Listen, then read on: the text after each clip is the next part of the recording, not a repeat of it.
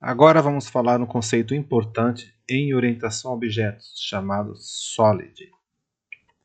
SOLID é um acrônimo para 5 princípios de design de programação orientado a objetos que visam tornar o código mais fácil de manter, flexível e extensível.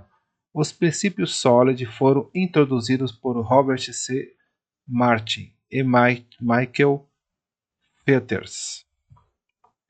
Agora vamos aos princípios. S. Princípio da responsabilidade única. Single Responsibility Principle. Uma classe deve ter apenas um motivo para mudar, ou seja, deve ter apenas uma responsabilidade. Agora um exemplo. Uma classe chamada funcionário poderia ter a responsabilidade de calcular o salário, enquanto outra classe chamada gerador de folha de pagamento teria a responsabilidade de gerar o recibo de pagamento. Então, nada de colocar essas duas funcionalidades na mesma classe. Então, cada classe tem que ter uma responsabilidade única. Agora, vamos ao segundo princípio. É o princípio aberto-fechado. Open Closed Principle.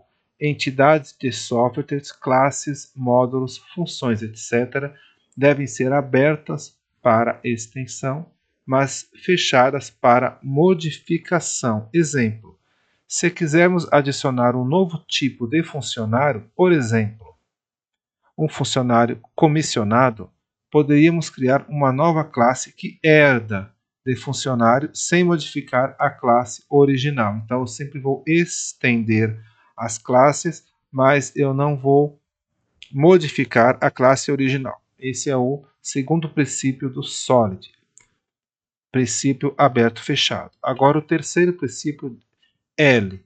Princípio da substituição de Liskov. Liskov Substitution Principle. Objetos de uma classe derivada devem poder ser substituídos por objetos de sua classe base sem afetar o correto funcionamento do programa. Por exemplo, se a classe funcionário comissionado herda de funcionário, ela deve ser capaz de ser usada no lugar de um objeto funcionário sem causar erros. Agora, o quarto princípio, I, do SOLID. Princípio de segregação de interface. Interface Segregation Principle.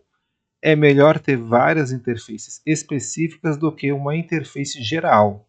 Interfaces devem ser coesas e específicas para um conjunto de métodos relacionados. Agora, um exemplo desse princípio. Se temos diferentes tipos de funcionários com diferentes necessidades, por exemplo, alguns precisam de vale transporte, outros não.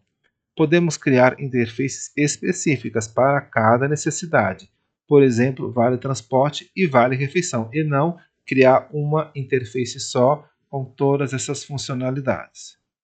Ok? Segregação da interface, quarto princípio. Agora, o último princípio, D. Princípio da inversão de dependência, Dependency Inversion Principle. Dependa de abstrações, não de implementações concretas.